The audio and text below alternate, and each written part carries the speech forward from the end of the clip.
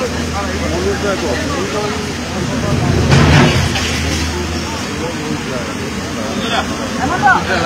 us a lot of money.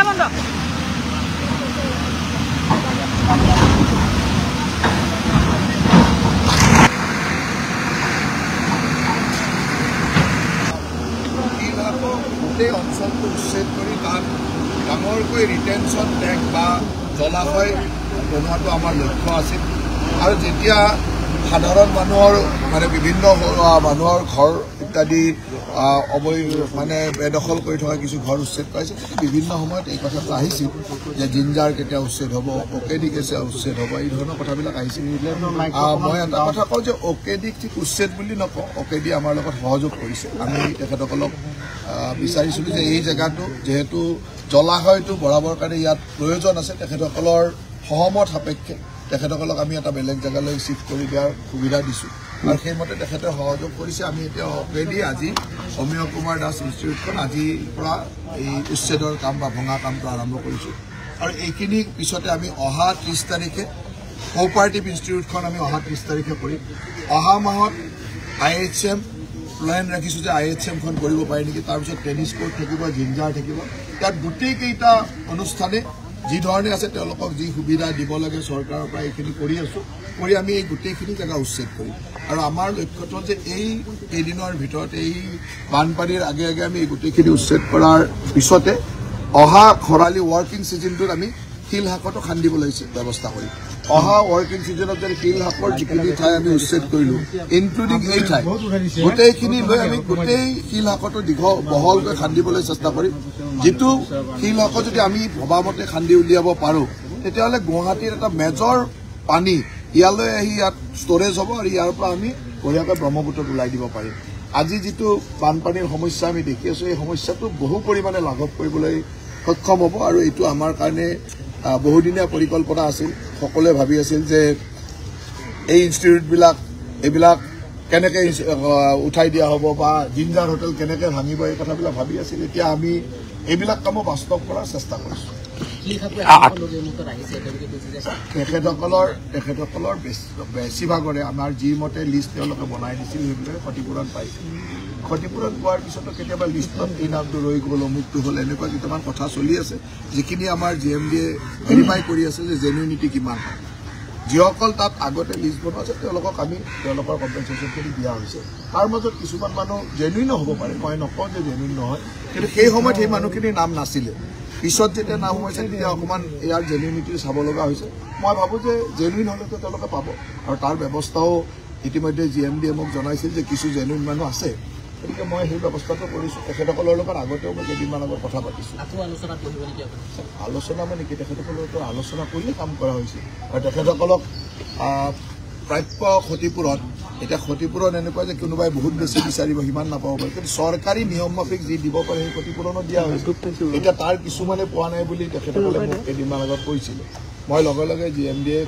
কৈছিলোঁ যে আপোনালোকে সেই লিষ্টখন ওলাই লওক কোনোবা ৰৈ গ'ল নেকি চৰকাৰী তথ্যমতে যিখিনি আছিল সেইখিনি দিয়া হ'ব যদি ৰৈ গৈছে সেইখিনি কথা দিয়াৰ চেষ্টা কৰিব লাগিব আমি প্ৰথম ক্ষতিপূৰণৰ কথা পাতিছিলোঁ আৰু সেই ধৰণেই কামখিনি আগবঢ়োৱা হৈছে আৰু এতিয়া আমাৰ লক্ষ্য যে আমি অতি সোনকালে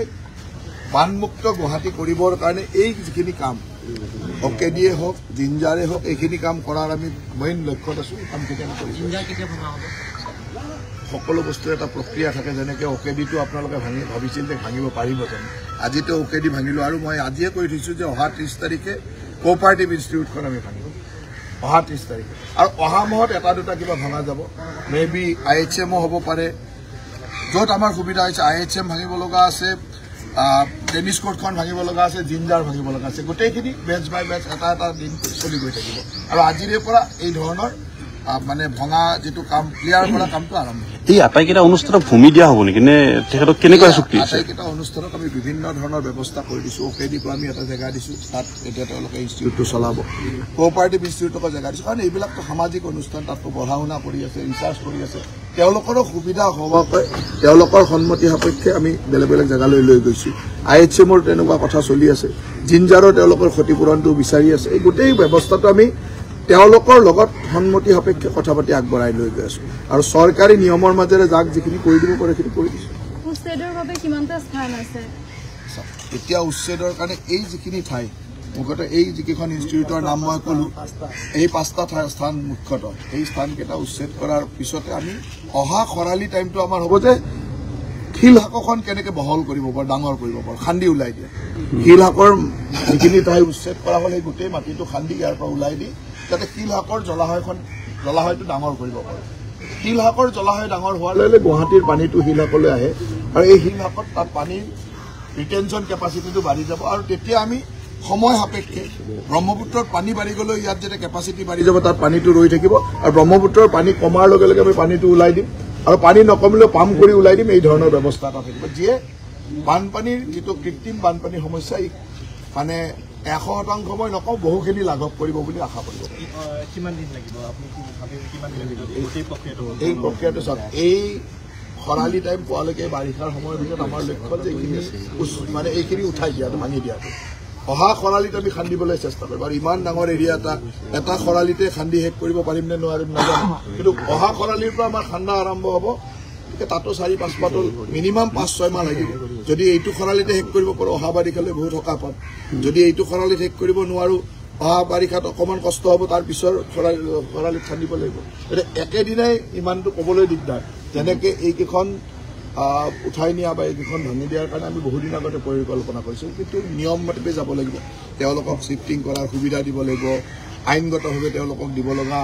যি ব্যৱস্থা বা সুবিধাখিনি কৰি দিব লাগিব ক'ৰবাত কিবা কম্পেনচেশ্যন দিলে দিব লাগিব এইবিলাক কৰোঁতে অকণমান টাইম লাগে কিন্তু আমি আমাৰ লক্ষ্যৰ পৰা অকণো ইফাল সিফাল হোৱা নাই আমাৰ লক্ষ্য যিটো যে শিলহাকৰ গোটেই অঞ্চলটো মানে উচ্ছেদ কৰি খান্দি এটা ডাঙৰ জলাশয় বনোৱা যাব সেই লক্ষ্যৰ পৰা অলপ ইফাল সিফাল হোৱা নাই আৰু সেই লক্ষ্যত আমি উপনীত হ'ম ফাঁচী বজাৰ স্থানান্তৰকৰণৰ যিটো আলোচনা চলিছে চেম্বাৰ্ছত ফাঁচী বজাৰ স্থানান্তৰণ নহয় গুৱাহাটীত এখন নতুন হোলচেল মাৰ্কেট আৰু লজিষ্টিক পাৰ্ক এখন ফাঁচী বজাৰৰ জেগাত আছে ফাঁচী বজাৰখনটো উঠাই নিব নোৱাৰি কিন্তু আমি ব্ৰহ্মপুত্ৰৰ সিটো পাৰি এখন নতুন লজিষ্টিক পাৰ্ক আৰু হোলচেল মাৰ্কেট এখন ডেভেলপ কৰিম এতিয়া ব্ৰহ্মপুত্ৰৰ ব্ৰিজখন হৈ যোৱাৰ লগে লগে ফাঁচী বজাৰৰো য'ত আমি স্থানটো লৈছোঁ সেই স্থানৰ মাত্ৰ 10 মিনিটৰ গতিকে ফাঁচী বজাৰ ব্যৱসায় কৰা আৰু তাত ব্যৱসায় কৰাৰ মাজত কোনো ডিফাৰেঞ্চ নাথাকে গতিকে ব্ৰহ্মপুত্ৰৰ ব্ৰিজখন পাৰ হৈ গ'লে 10 মিনিটত সেই জেগাটো পাব তাত আমি একদম প্ৰপাৰ ৱেত এখন হোলচেল মাৰ্কেট আৰু লজিষ্টিক পাৰ্ক কৰিব বিচাৰোঁ য'ত নেশ্যনেল হাইৱেটোৰ ওচৰত থাকিব তাত ডেডিকেটেড ৰেল লাইন থাকিব প্লট কৰি আমি বিভিন্ন দোকানবিলাকক তেনেকৈ জেগা দি দিম ৱেৰ হাউচ লগত থাকিব ট্ৰাক পাৰ্কিং বা বিভিন্ন পাৰ্কিঙৰ ব্যৱস্থা থাকিব গতিকে এটা খুব প্লেন ৱেত আমি ছিংগাপুৰৰ এটা এজেঞ্চিকে দিছোঁ খুব অত্যাধুনিক প্লেন ৱেত আমি এইটো কৰিম তেতিয়া মই ভাবোঁ যে এই যে ফাঁচী বজাৰৰ যান জঁট অমুক তোমাৰ লাহে লাহে গ্ৰেজুৱেলি ব্যৱসায়বিলাক বাঢ়ি গৈ আছে আৰু য'ত আমি জেগাটো লৈছোঁ সেই জেগাৰ পৰা নামনি অসম মধ্য অসম উজনি অসম সকলো ফালে কাৰণ ৰিং ৰোডটো এইফালেৰে হ'ব ৰিং ৰোডটো তাতে হৈ আছে গতিকে গোটেইখিনি সামৰি ল'ব পাৰিছোঁ সেইকাৰণে আমি ফাঁচী বজাৰৰ হোলচেল মাৰ্কেটখন তালৈকে মানে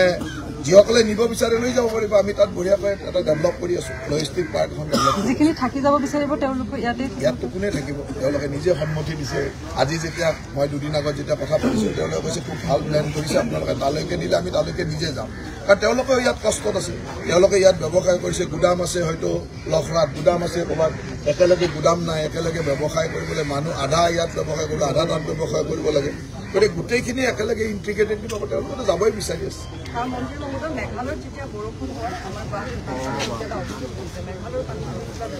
আজিতো আপোনালোকে যি পানী দেখিছে সম্পূৰ্ণ মেঘালয়ৰ আজি গুৱাহাটীৰ পানী গুৱাহাটীত হ'লে আজি চান্দমাৰীতো সমানে পানী হ'ব লাগিছিল চান্দমাৰীত আজি পানী কম আছে আপুনি যদি গুৱাহাটী ক্লাব AGP অফিচৰ বেক চাইড এইবিলাক অঞ্চল চাই আজি পানী তাত নাই আজি পানী ক'ত আছে য'ত মেঘালয়ৰ পৰা নামি তাৰমানে মেঘালয়ৰ পানী যে আমাক বানপানী কৰে এইটো একদম স্পষ্ট আপোনালোকে আজি মোৰ লগত যোনে যোনে কৰিছে এতিয়া আমাৰ ব্যৱস্থা এইটোৱে যে অলৰেডিতো USPMৰ দৰে এজেঞ্চিবিলাকেতো যি বাদ জেহাত কৰিব লাগে কৰিব গছ গছনি কাটি পানী হুৰহুৰাই নামি অহা ব্যৱস্থাটো কৰিয়ে দিয়ে ইয়াক আমি এটাই কাম কৰিছোঁ হাইৱেটো যাতে পাৰ হৈ চিটিলৈকে সোমাব নোৱাৰে তাৰ ব্যৱস্থা আমি প্লেন কৰি আছোঁ হাইৱেৰ পাৰে পাৰে আমি ড্ৰেইন বনাই লৈ গৈ ড্ৰেইনেৰে পামহি হৈ কেনেকৈ দীপৰ বিলত পেলাই আমি ব্ৰহ্মপুত্ৰত ওলাই দিব পাৰোঁ আৰু এটা পৰ্চন পানী এইফালে আনি শিলহাকত পেলাই ব্ৰহ্মপুত্ৰত ওলাই দিব সেই দুটা প্লেন আমি কৰিছোঁ আৰু সেইমতে আমাৰ কাম চলি আছে কিন্তু এইবিলাক কাম কৰিবলৈ অলপ সময় লাগিব কৰি আছে। আজিও আমি কেঁচা ড্ৰেইনবিলাক খান্দি দিছোঁ। আৰু আজি যদি চাই মানে মেঘালয়ৰ পানী হাইৱে পাৰ হৈ ৰাতিপুৱা 6-7 বজাতে গৈ আছিলে। 8মান বজাৰ পিছত আৰু পানীটো পাৰ হ'ব পৰা নাই আমি তাক ৰখাবলৈ। ৰাতিপুৱা ইমান বেছি অভাৰফ্ল' হৈছে যে হাইৱে পাৰ হৈ গুচি গৈছে। তাৰপিছত লাহে লাহে আমি তাক ৰখাবলৈ বা ডাইভাৰ্ট কৰিবলৈ সক্ষম হৈছোঁ। গতিকে হাইৱেৰ পানীটো অলপতো মেঘালয়ৰ পানীয়ে অসুবিধা কৰিব। এইবাৰ আমাৰ এটা প্লেন লৈছোঁ যে আমাৰ কইনাধৰাৰ পৰা গুৰুদ্বাৰা হৈ একদম পামহিলৈ এটা ডাঙৰ চেনেল বনোৱা, যি চেনেলে গৈ দীপৰ বিলত পানী পেলাব। ইফালে খানাপাৰাৰ পৰা এটা পানী ডাইভাৰ্ট কৰি শিলহাকত পেলোৱা। এই গোটেইখিনি কাম আজি প্ৰেক্টিকেলি মই নিজেও চাইছোঁ। কাৰণ মন্ত্ৰী হিচাপে দায়িত্ব লোৱাৰ পিছত মানে কাগজে চাই আছিলোঁ, প্ৰেক্টিকেলি কি হয় চাবলৈ সুবিধা হোৱা নাছিল। আজি মই প্ৰেক্টিকেলি নিজে চাইছোঁ যে কোনফালৰ পানী কোনফালে আহে,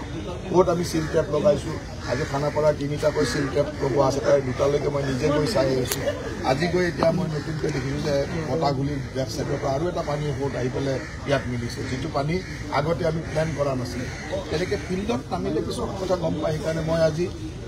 নিজে গোটেই বস্তুটো চাইছোঁ। আৰু আজিও মোৰ ঘৰৰ কেইখনমান আছে। ইয়াৰ পিছত আমি ষ্টেপ বাই ষ্টেপ ইয়াৰ পৰিকল্পনা কৰিছোঁ।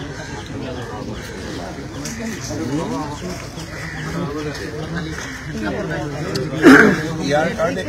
কাৰণে মুখ্যমন্ত্ৰীয়ে স্পষ্ট ভাষাৰে কৈছে যে এনেকুৱা অসন্মানজনক কাম কিছুমান কৰিব নালাগে। কোনোবাই আইনৰ চকুত দোষী হ'লে তাৰ আইনে ব্যৱস্থা ল'ব, কিন্তু কিছুমান কাম ক'ৰবাত নকৰিবলৈও কামো কিছুমান মানে বিষয়া কৰ্মচাৰীয়ে কৰি দিয়ে, যাৰ কাৰণে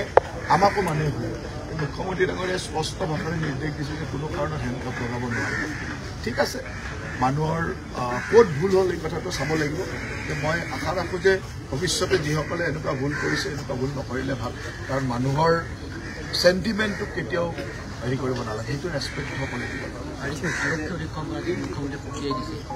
ইতিমধ্যে মুখ্যমন্ত্ৰীৰ কথাখিনি আপোনালোকে সংবাদ মাধ্যমত দেখুৱাইছে, গতিকে মই তাত আৰু বিশেষ ক'বলগীয়া নাই। কিন্তু আমাৰ চৰকাৰৰ ফালৰ পৰা স্পষ্ট নিৰ্দেশনা, মুখ্যমন্ত্ৰীৰ স্পষ্ট নিৰ্দেশনা যে তেখেতক হেণ্ডকাপ লগাব নোৱাৰে। এতিয়া বিভিন্ন কথা থাকে, তাত কি নিৰ্দেশ কি কথা মই আমিও গম নাপাওঁ, কিন্তু ক'ৰবাত যিটো নহ'বলগীয়া আছিল সেইটো হৈছে ক'ৰবাত। সেই কথাটো আমি এতিয়া চাবলৈ কিয় হ'ল।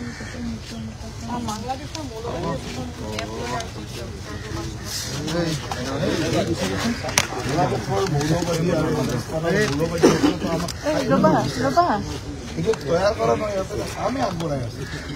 ইয়াত আপোনালোকৰ হাতত আজি হয়তো মেপখন আহিছে, এই কথাবিলাক যেতিয়া আমি আগতে কৈ থাকোঁ তেতিয়া আপোনালোকে বিশ্বাসে কৰা নাই। তথ্য সহকাৰে ওলাব তেতিয়া চব বিশ্বাস কৰিব। এনেকুৱা কথাবিলাক আমি বহু আগৰ পৰা কৈ আছোঁ। বাংলাদেশত মেপ বনোৱা, আমাৰ গোটেই অসমখন বিলি পেলাব খোজা, আমাৰ গোটেই ব্যৱস্থাটো শেষ কৰিব খোজা, এইবিলাক কোনো নতুন কথা নহয়। আজি মেপখন আপোনালোকৰ হাতত পৰিছে কাৰণে আপোনালোকে তাক প্ৰশ্ন কৰিছে। কাইলৈ গৌৰৱ গগৈৰ তথ্য হাতত পৰিলেও প্ৰশ্ন কৰিব। কিন্তু আমিতো আগৰ পৰাই কৈ আছোঁ, কৈ থাকিলে বিশ্বাস নকৰে মানুহে। ব্যৱস্থাটো আইনে ল'ব, ব্যৱস্থা আইনে ল'ব। ৰাইজক সজাগ কৰা, ৰাইজৰ আগত কথা কোৱাটো আমাৰ দায়িত্ব, আমি কৰি দিছোঁ। গতিকে আপোনালোকে গৌৰৱ গগৈটো বিশ্বাস কৰি লওক, নহ'লে বৰ দিগদাৰ। পিছত আকৌ